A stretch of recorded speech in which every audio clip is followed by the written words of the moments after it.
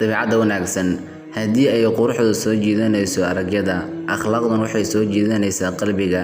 dabeecadda wanaagsan waxay qurxisaa wejigaaga, waxay ku yeeshaa soo jiidasho, waxayna ku jeclaysiisaa dadka qaarkood ma dhammaato quruxdooda si walba ay u weynaadaan, sababtoo ah quruxdooda ma ahayn wejiga, laakiin waxay ahayd qalbiga.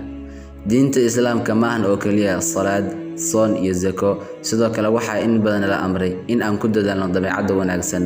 qofkii la yimaada dabeecad xun, haddii uu salaada iyo soonka ku dadaalo, xitaa lagama aqbalayo, sida uu nabigeenu sallallahu alayhi wasallam uu yidhi.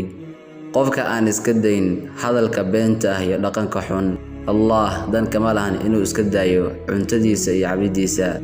sidoo kale nabiga sallallahu alayhi wasallam waxaa loo sheegay maalin maalmaha ka mid ah in ay dhimatay haweeney salaada, soonka iyo zakada ku dadaali jirtay, laakiin deriskeeda dhibi jirtay. waxa uu ku jawaabay nabiga sallallahu alayhi wasallam in naagtaas la cadaabayo mar haddii ay dhibi jirtay deriskeeda.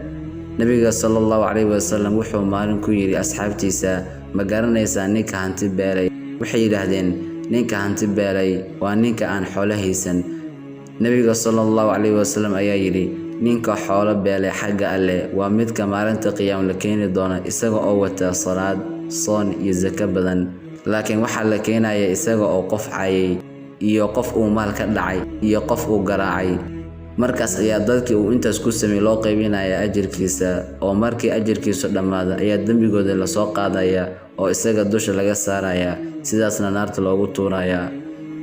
sababta ugu muhiimsan ee nabiga sallallahu alayhi wasallam loo soo diray waa in uu dhammaystiro dabeecadaha wanaagsan ee qofka iyo bulshada. nabiga sallallahu alayhi wasallam wuxuu leeyahay, waxa aniga la ii soo diray si aan u dhammaystiro dabeecadaha wanaagsan.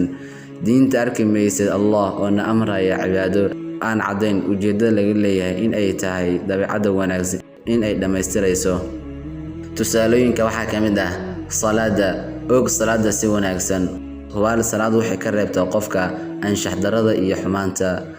zakada, ka qaad nabi Allah maalkooda sadaqo zaka aad ku daaranayso, iyada oo macnaheedu zakadu tahay u axsaan falka dadka iyo wanaajintooda. haddana sidoo kale waa idbin nafta. soonka, waxaa la idinku waajib yeelay soon sidii loogu waajib yeelay kuwa idinka horeeyay, si aad iskaga jirtaan xumaha. ajarka dabeecadda wanaagsan.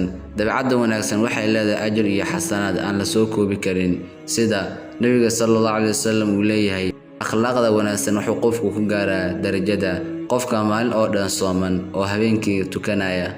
waxaa kale oo uu yidhi nabiga sallallahu alayhi wasallam, akhlaaqda wanaagsan waxaa lagu galaa jannada. waxaa kale oo uu yidhi nabiga sallallahu alayhi wasallam, akhlaaqda wanaagsan waxay cuslaysiisaa miisaanka qofka maalinta qiyaamaha. waxaa kale oo uu yidhi nabiga sallallahu alayhi wasallam, akhlaaqda wanaagsan waxay kordhisaa cimriga. waxaa kale oo uu yidhi nabiga sallallahu alayhi wasallam, waxa ugu badan ee dadku jannada ay ku galayaan waa alle ka cabsiga iyo dabeecad wanaagsan. Allah, sida aad u wanaajisay abuurtaankayga, Allah u wanaajiy dabeecadayda. maxaa ka qurux badan inaad tusaale ka dhigatid macalinka farxadda xabiibkeena Maxamed sallallahu alayhi wasallam. Anas wuxuu leeyahay, nabiga sallallahu alayhi wasallam wuxuu ahaa dadka kan ugu dabeecad wanaagsan. sidoo kale marka uu alle amaanayay wuxuu ku amaanay dabeecad wanaagsan.